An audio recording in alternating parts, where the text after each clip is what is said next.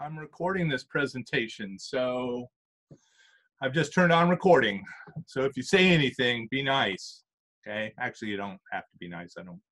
Doesn't matter. So, well, thank you ever so much for joining me today. If you have questions, you can certainly unmute your mic and jump in, and or if you have something that you want to add, that'd be great. But also, I would encourage you to use the chat feature. I think it's Alt-H. That's the chat. So feel free to add things there. I will keep my eye on that as we go forward. So anyways, thank you. Welcome. Thanks for joining, Mark and Dennis. I really appreciate it. Today, we are going to talk about really the first part of the quality review called Oscar, and the section that deals with overview and information, basically getting your course started on the right foot. And so that is what that is primarily about. And so online courses can be really challenging for students, that they can be confusing because a lot of it is based on the written word. And if we don't spend some quality time writing clear descriptions on what we want them to do, or creating a navigation structure that's clear, it leads to confusion and frustration. And so students end up being frustrated with the technology rather than being able to focus on the content that you have provided for them. So one of the first things that you want to do is you want to really create a welcoming environment for students, so they can feel at home, they know what they need to do, they're able to actively participate in the content that you have provided and the activities that you have created. As I noted, students are very often confused that they get to online courses, they don't know where to start. They don't know how to navigate through the course. So when you are creating your online course, these are things that you should definitely take into consideration. You want to make sure that there is a clear path through your course from the start of the course to the end of the course to help students do what they need. So today, we're going to talk about these 10 quality standards that help get students on the right path. So like I said, if you have any questions throughout this, please drop them in. Every once in a while, I'm going to throw up a poll. I would be grateful if you also participated in the polls. That would be wonderful. So the first standard is your courses include a welcome and get started content. That when students come into your course, there is a welcome. I have seen a lot of courses, when you get into the course, there is not a human presence anywhere in the course. It is simply content, that is it. But yet, in a face-to-face course, we talk about our background, we talk about why we're interested in a course, why we're teaching. We talk about all kinds of stuff because we have that face-to-face and we want to be human. But that's also important in an online environment. So thinking back to courses that you have, I'm going to throw up my first poll question. Have you created a welcome and orientation video for your class? So if you'd be so kind to go ahead and respond to that.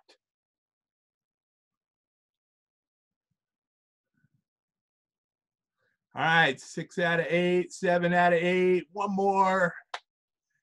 Do we get one more? 8 out of 8, rock on. All right, so I'm gonna end the polling.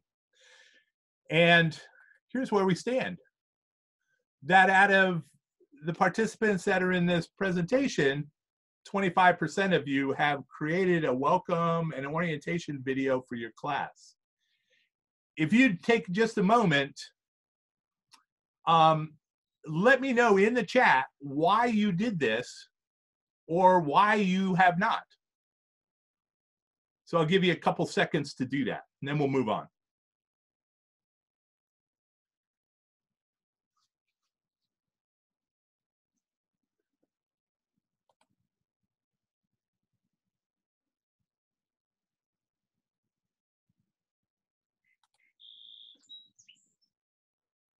So Lynn, she talks about she doesn't like to video herself. Okay.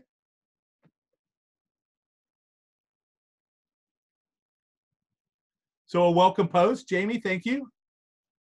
But not a video. Never occurred. But class starts in August, so did not think of it. Okay, great, thank you. Thank you for contributing to the class. So basically a course welcome kind of sets the stage on what kind of environment that you are creating. And a video is a great way of doing this. Now, there's a lot of instructors, you know, who say, oh, I don't like to see myself on video, okay? Well, think about your students, right? This is actually an important tool for students because it creates this human element that's really tied to this idea of community of inquiry, the teacher presence, but also the social presence. And having that intro video, you can do a lot of really important things. One, introduce yourself. Students want to know who their instructors are. Set the tone for the course, because very often the written word, it's really hard to talk about the things that you know, to stress what's important about the course in just the written word, where video enhances that. And this basically helps to get things off on a good start.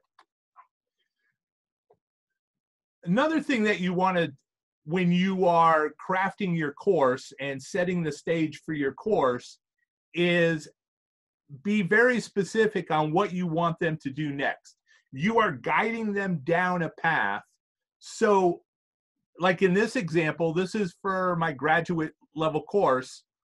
I have a welcome video for them, but I also have clearly marked start here.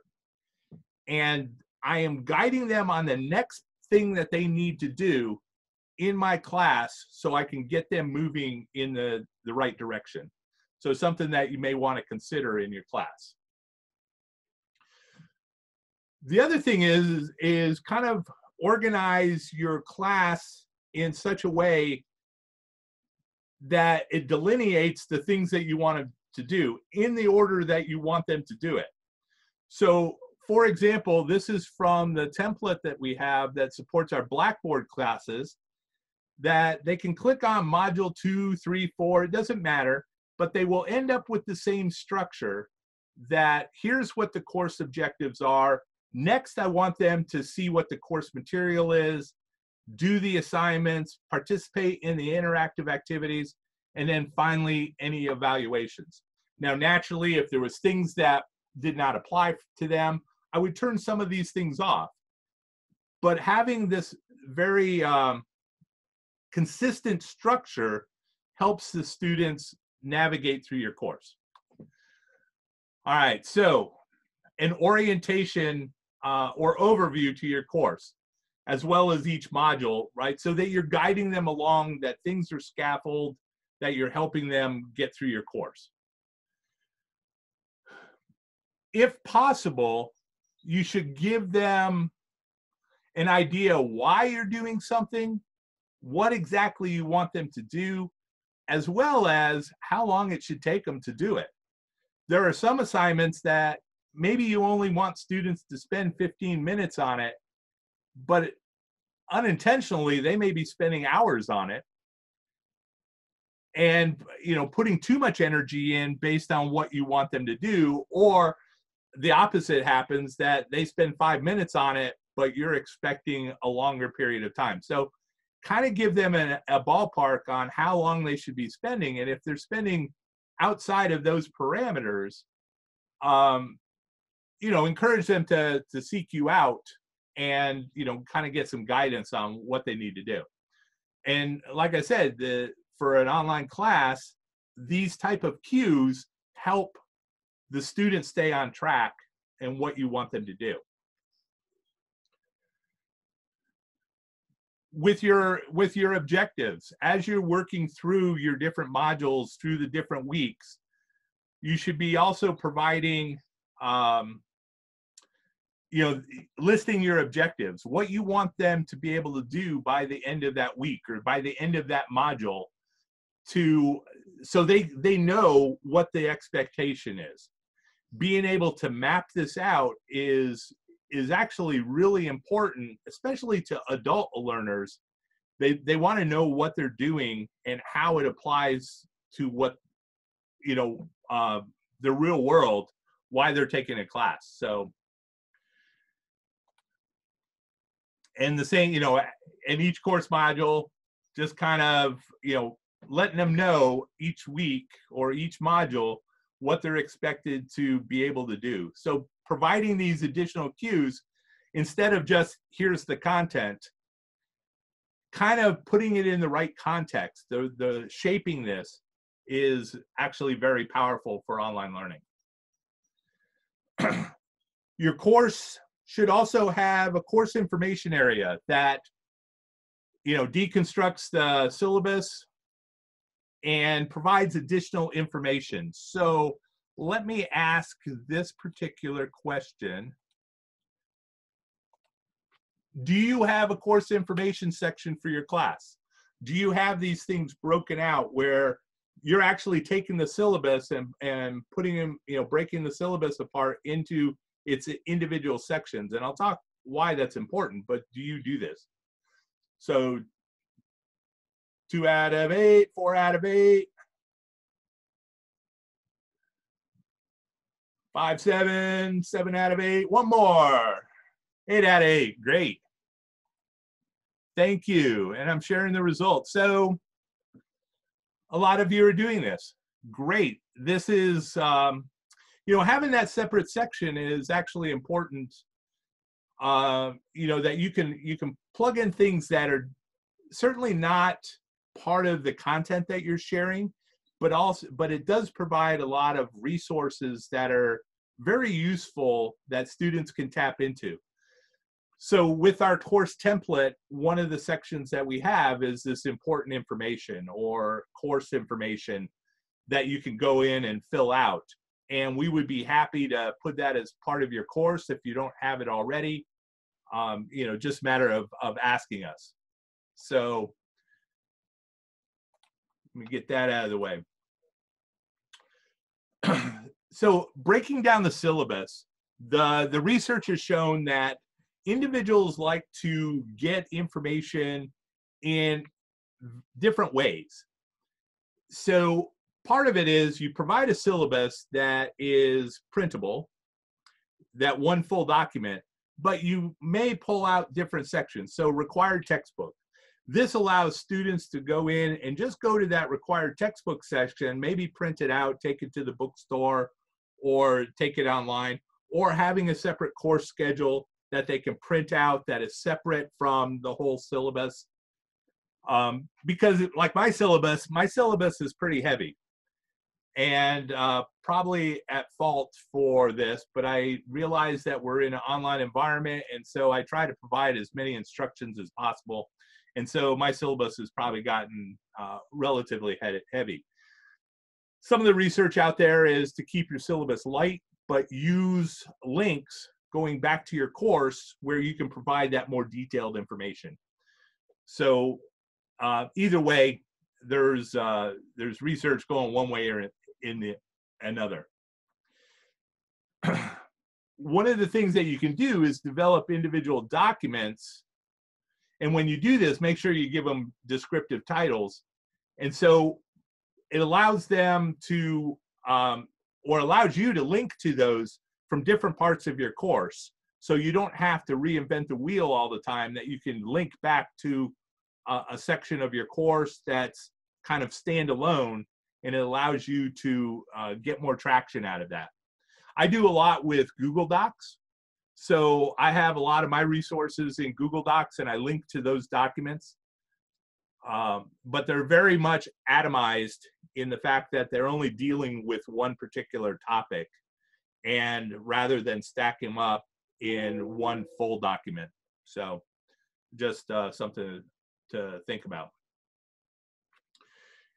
When you are creating your objectives, definitely try to use Bloom's taxonomy as far as finding active learning language to use it, that you want them to, list the 8 steps that do this, or list the 10 standards of overview and information from the OSCQR rubric, be able to list all 10 things, So being very specific, but using action words when you do that. So students are clear on what the expectation is. What do you want them to do or know at the end of a particular module or at the end of your course? What are those specific things? And that's a great place to build your course from. A printable syllabus. So, well, before I, move on any further, does anybody have any questions, thoughts, comments? Feel free to come up on air if you want, right? Unmute your mic and dive in. Or type them into the chat.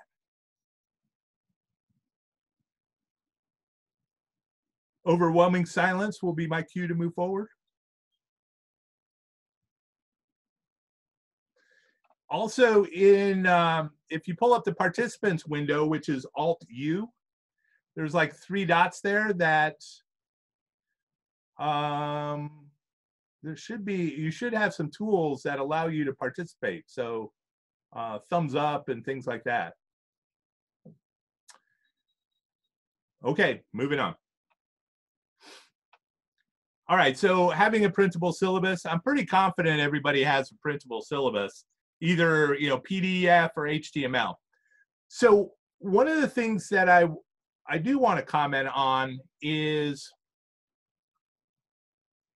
that you should use a format that is accessible as possible, and not inaccessible. Well, you certainly want to make sure it's accessible as far as the American with Disabilities Act, but accessible that they can get it on any device that they're working on. So if you share a document as a Word document, the student would have to have the capability of seeing a Word document on their device.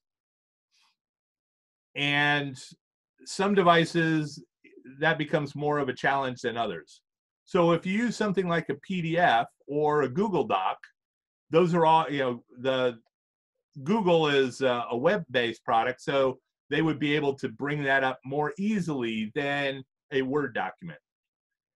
So just something to consider, something to think about as you're building your document, right? So making sure that you create it in something that's easy accessible. Another strategy is to take some liberties and actually create something that's a little more playful, something that's a visual syllabus, and it just makes it a little more attractive, something to think about. But in your syllabus, you have the opportunity to link back to these other documents. So in this case, I talk about a certain assignment that I have, but I also have a matrix that is really the assignment, but it's probably 2 or 3 pages long. And so I don't want to include it directly in my syllabus, but what I've done is in my syllabus, I've created a link back to that document. So using the power of links, you can link to things that are directly in your course and make it useful. Now, because when you roll over a course, the course is given a new ID number. So your syllabus will actually break when you roll over your course because those numbers are not the same anymore. And that's why I use a lot of Google Docs. So I don't have that problem of things breaking when I roll over my course. So something to think about. So the course also is linking out to campus policies, things dealing with plagiarism, computer use, all those things, disabilities. So do you, let's see here. Ask a question. Do you have links to these relevant policies in your course?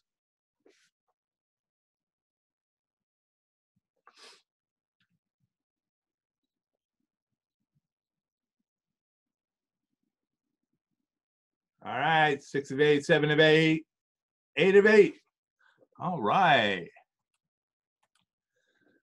Everybody does. Great to hear. Okay. That is, stop sharing the results there.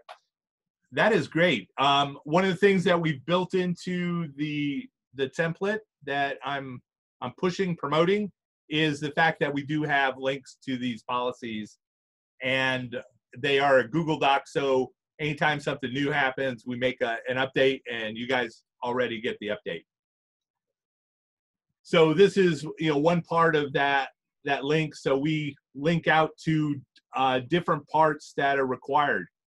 So one of the things at the bottom, accessibility statements of course technologies, private policy statements of course technologies, that is that is something that we should be including in our courses, dealing with accessibility statements. When you are looking at a third-party technology for your class, do you give consideration to accessibility?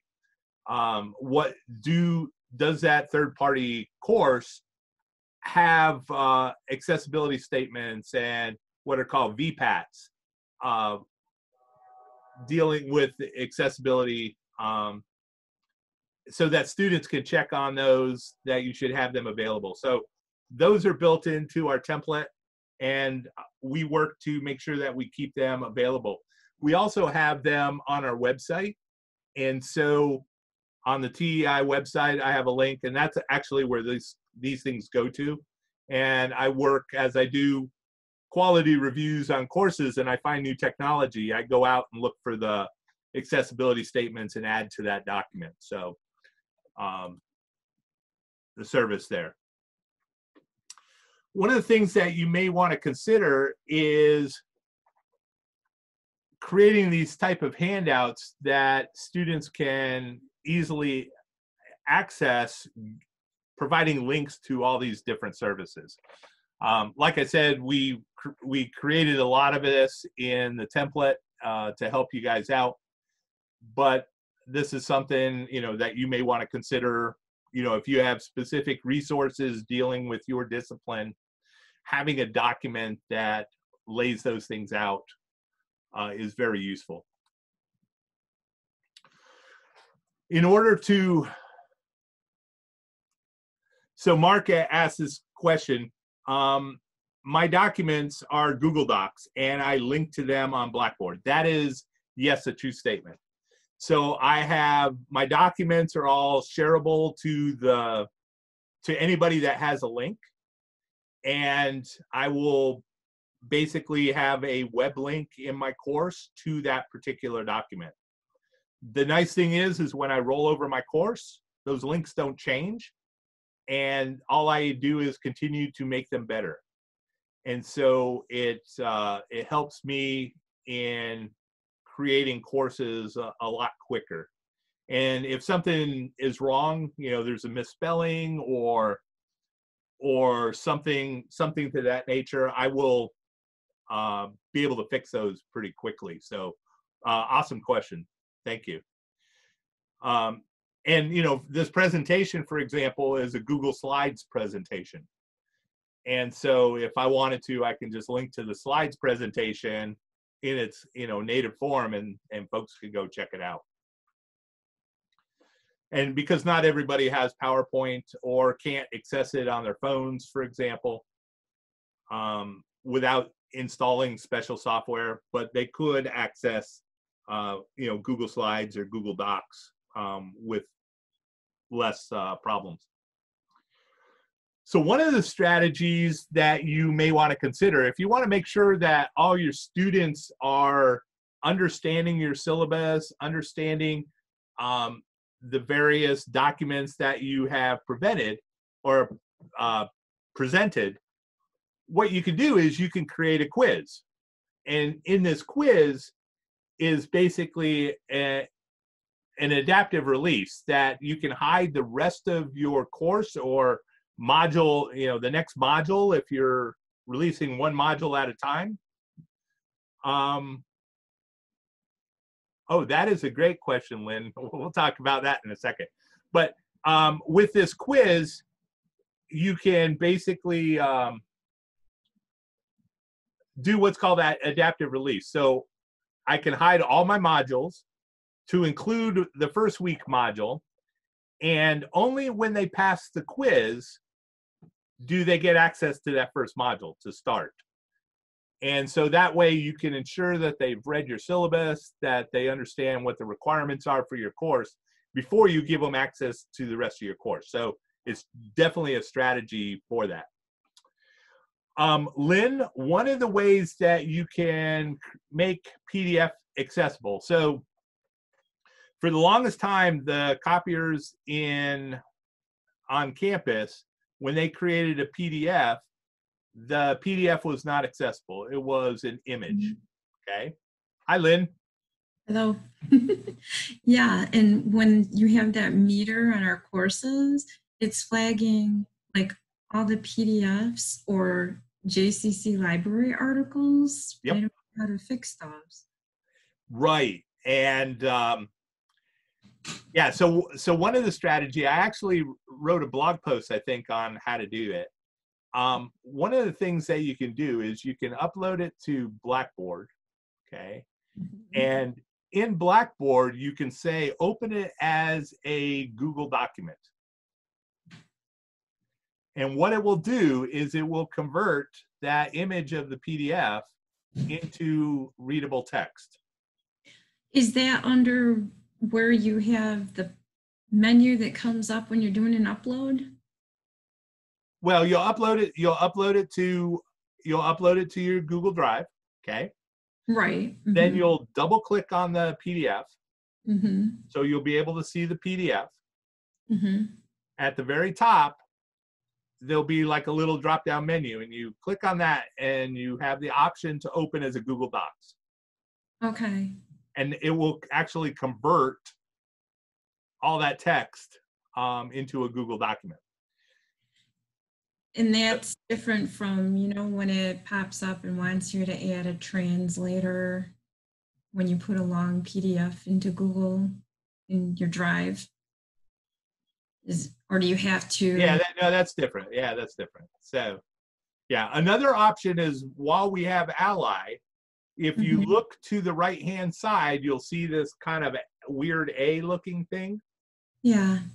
If you click on that, it'll give you options also for your documents in different formats that you can make it available, or get available documents. So one of them, I think, also says to make an accessible PDF. Okay, thank you. I'm gonna be talking about that probably, I want to say 7 weeks from now, something like that. So, something like that. So we're gonna talk about Ally and all those things. But yeah, great question. Great question. Thank you. Okay, so here's a question for everybody. Let me pop up a question. Are you guys including links to success resources in your, links to like technology help or orientation or tutoring, all those different things?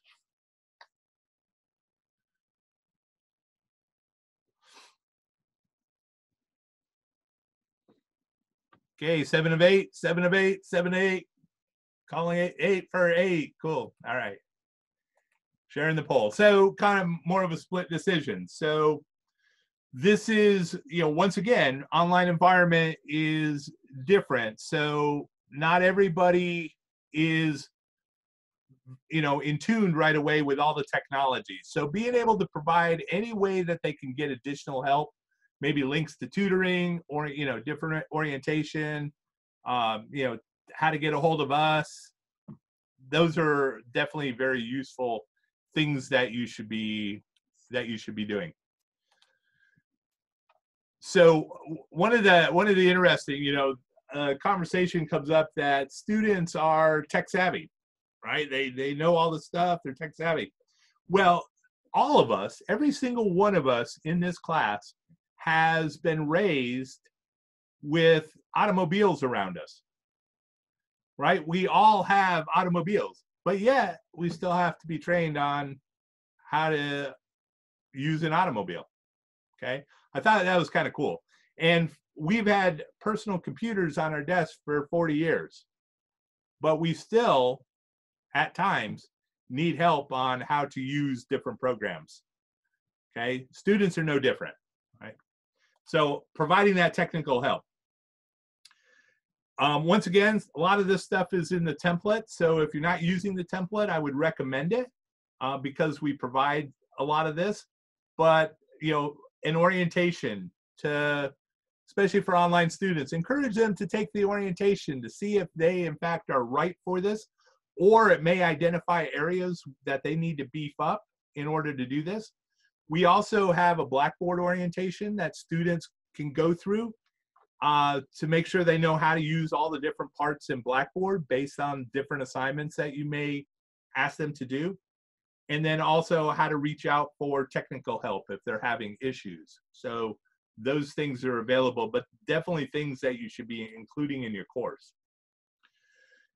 In our particular situation, we also, as part of the template, but it's also all through Blackboard, if somebody needs help, how to get a hold of the help desk, but also the SUNY help, how to get a hold of them. And they've extended their hours, so probably, I need to go in and update those hours. But they're certainly able to help, and we are here to also help your students. So if you have students that are struggling, they're not figuring out the technology, now certainly try to provide whatever supports that you can for them. But at a certain point, hand them off to us. We'll work with them, right? We're here to help support you in your classes and make sure that you have, the best classes possible. And these are also some of the tutoring services, a lot of the other services that we have in our support document that is available to you. So we've kind of pulled those things together, and we want to, have those available, and we certainly will share, anything new we'll add to this particular document. So here, this is an interesting question because I've looked at a lot of courses, and so I want to know how you guys are doing this. Do you specifically in your syllabus or in your course specifically tell them that this is an online class and what the expectations are for that particular class?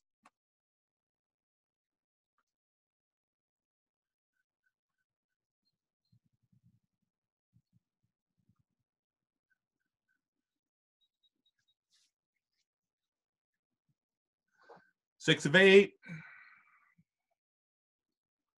So Dennis, you've never taught online. Okay. I'll take that as I would if I could, but right now I'm not. So cool. All right. Okay, so this is kind of where we're at. A lot of folks are specifically letting them know if it's online, blended, or web enhanced in the course. Why this is important is that it kind of sets the expectations that a student should, for an online course, there should not be an expectation that I meet with you at a specific time and date. And yet, that's not always made clear in a lot of the syllabi that I've looked at, really, spelling that out, that this is online, there's no expectation, those kind of things. So, it's kind of important that you do that you do that. In addition to this, students want to know, students want their instructors to be part of the class. They definitely want the instructor to be there. If you're just providing content, having them take quizzes, that is nothing more than a correspondence course. And the guidelines for an online course are very specific, that there has to be frequent and intentional interaction from the instructor. So there's a concept, it's called the community of inquiry, and it has basically three parts to this. One is the teaching presence. This is the instructor. This is the instructor going in, providing feedback, setting up the course, setting up the opportunities for interaction. The other aspect of the instructor is also selecting the content, which fits into the cognitive presence. This is the interaction between the student and your content, and how how that interacts. But then you also have the social presence, and the social presence is opportunities for other learners, students, to interact with their classmates. So if you are not providing opportunities for classmates to interact, rethink your course, because that will help make a better course, that you want that human interaction. I've had course reviews where students have said they did not know the difference, that it was a face-to-face and an online course, that there was so much interaction going on, that they really got to know their fellow classmates. And it's really up to you how you design this particular course. So students need to know how they can expect to interact with all these different elements.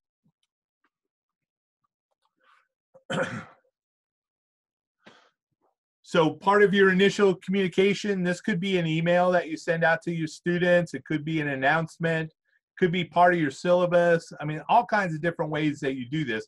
Part of that intro video, going in there and specifically telling them that, hey, this is an online course. Here's what you can expect from me. That you're going to see me jumping into the discussions, and at a certain time. I tell my students, I do not enter the discussions. I open them up on Sunday. I don't enter the discussions until Wednesday, because the way I've set up my discussions, I want the students to interact among themselves first. Then I come in and help out until Saturday. And that's just how that I do it. But I tell them, do not expect to see me until Wednesday. If they have questions, that I tell them, you can expect to hear from me within so many hours, 48 hours, you expect to hear from me. But just setting those expectations. I've seen instructors where they just disappear, and that's not fair to the student. Try to use the online calendar in kind of fleshing these things out, but also on the calendar in Blackboard, you can put some manual opportunities. So for example, virtual office hours that you can put in there, or face-to-face sessions that you can set specific times on the calendar, or put them on your schedule. When you build out a schedule, also include these other things. When assignments are due, those naturally go on there, but also virtual office hours and how they're going to work, right? We have Zoom available to us. Great tool for doing those kind of things.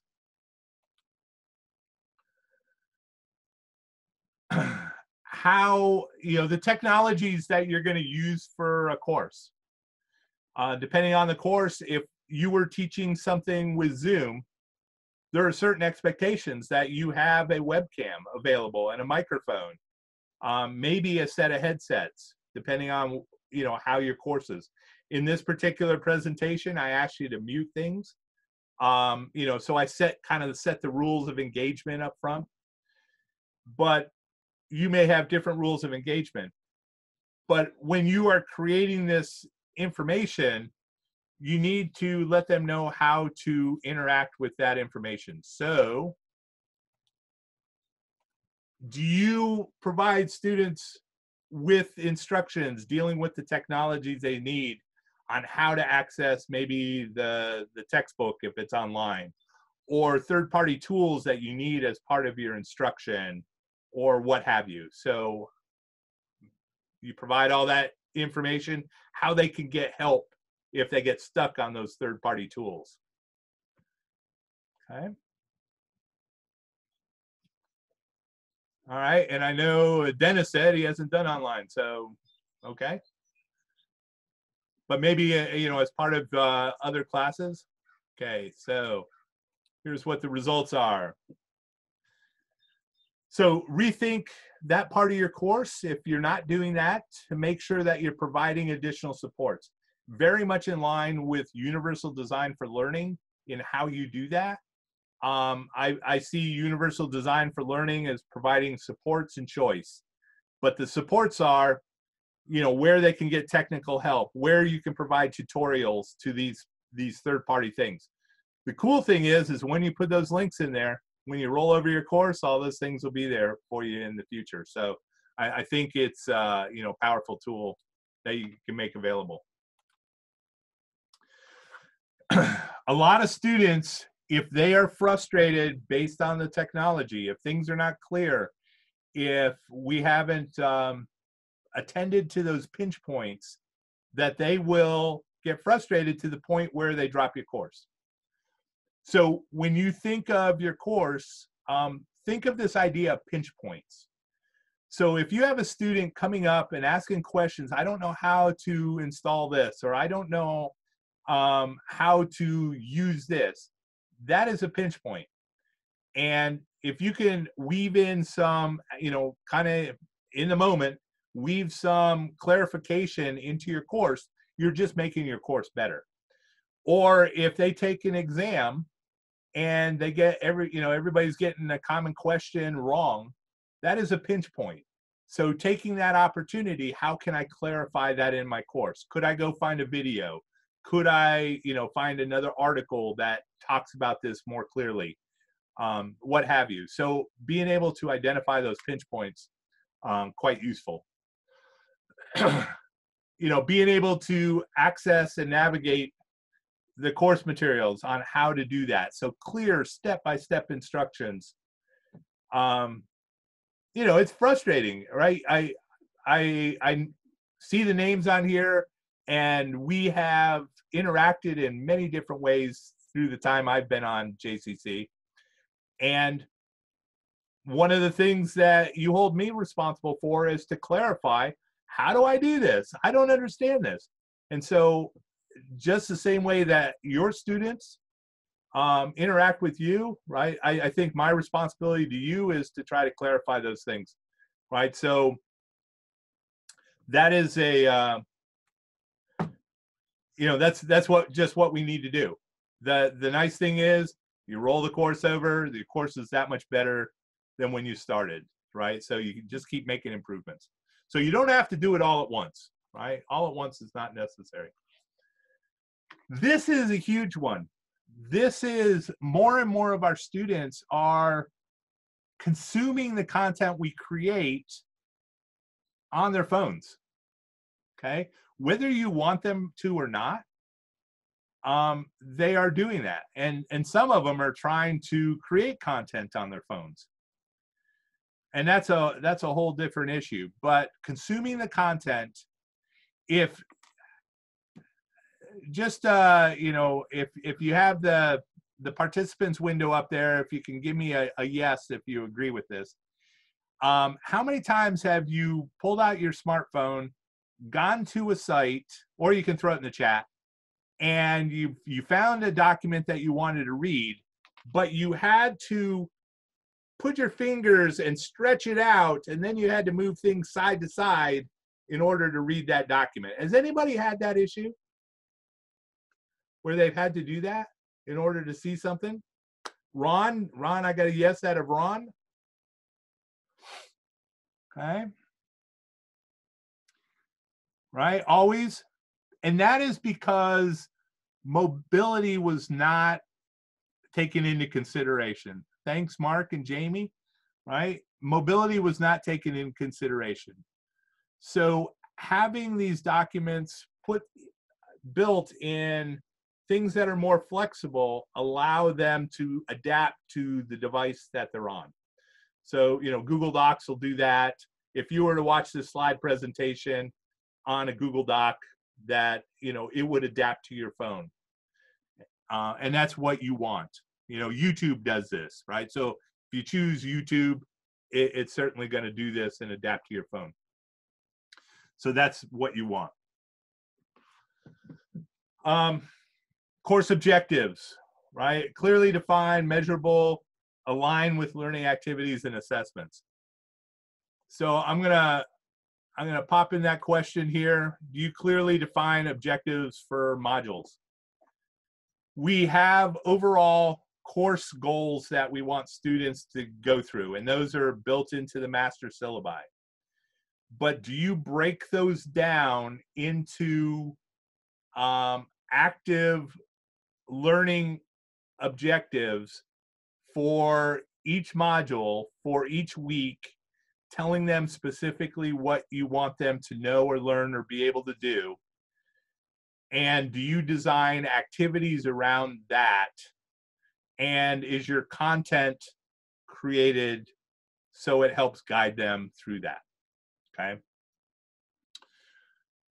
So 7 out of 8, half a second. Okay, share results.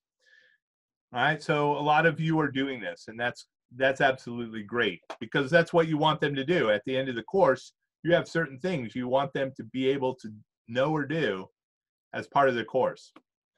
The real powerful thing about these objectives is they're actually milestones on the learning path, that when students are going through, it kind of helps them focus and keep on track.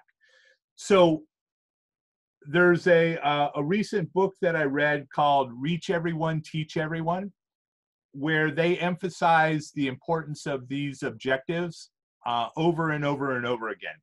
That part of your assignments are, you know, are reflective pieces. Did this particular assignment help you to meet this objective?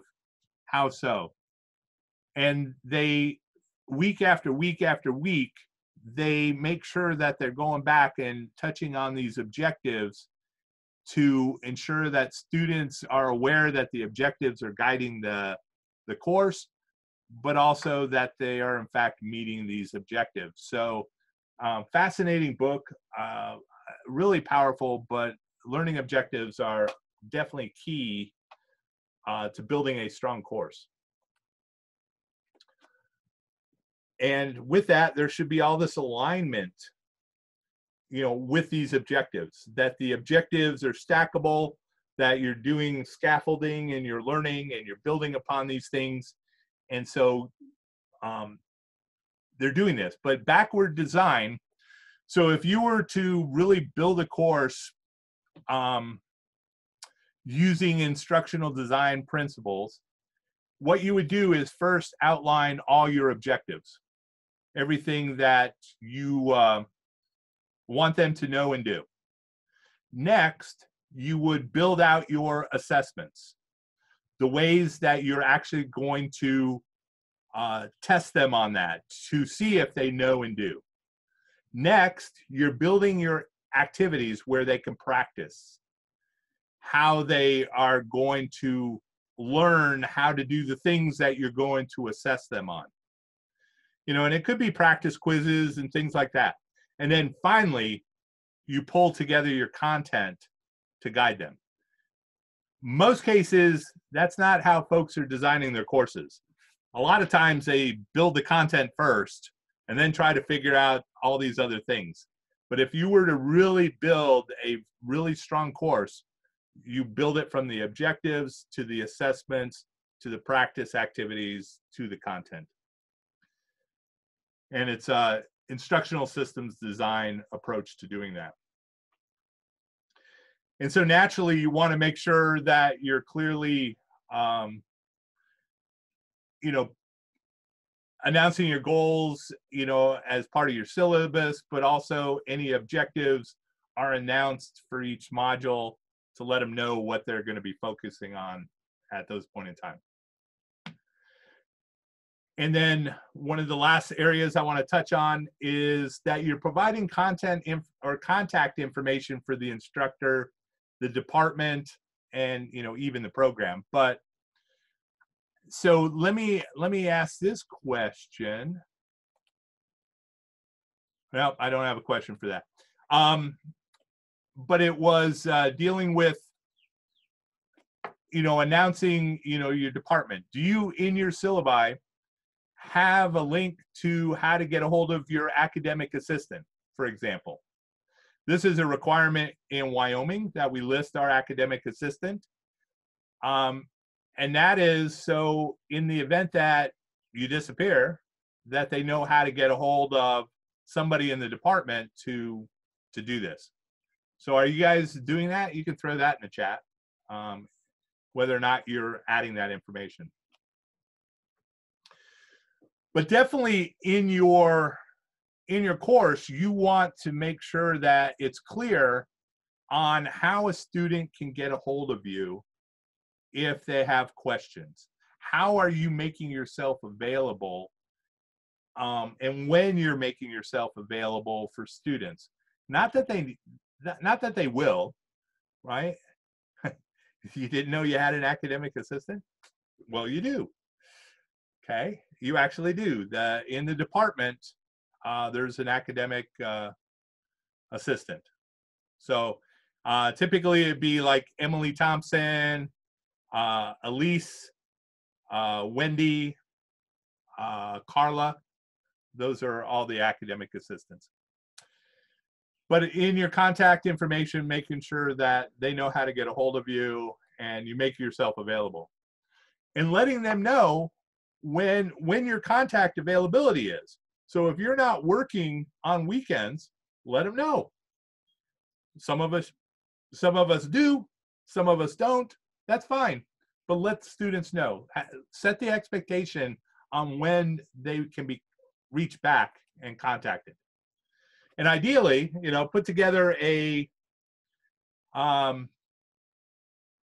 key contacts list and, you know, have a link on how to contact all the key people. Okay?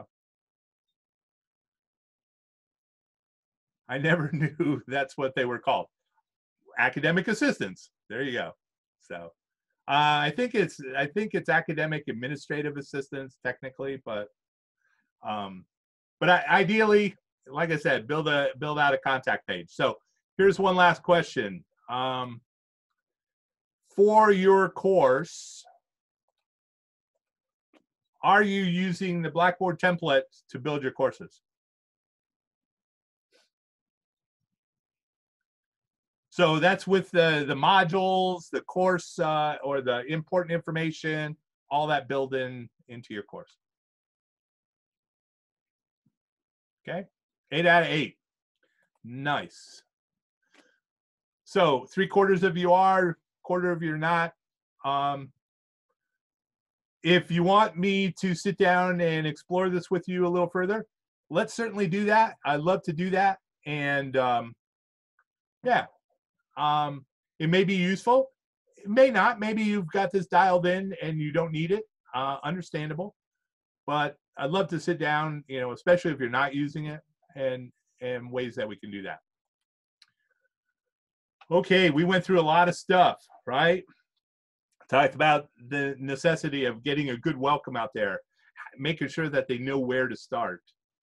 And orientation, guide them, you know, how are they going to get through the course? Where are the key points? How do they go to the next steps, all those things, you know, when are things due, all that's part of that. All right. Thanks, Greg.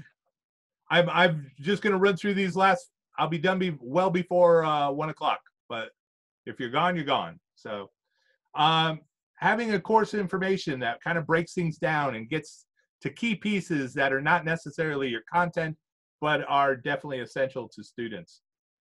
Making sure you have a printable syllabus that's found on all the devices. Talking about those policies, you know, dealing with plagiarism and disabilities and how to file a grievance, and I mean all those things, right? Making sure they're available. How to get help when they need it, or how to get orientation. You know, what are some of the tutorials out there that are very useful? Okay, putting that out there.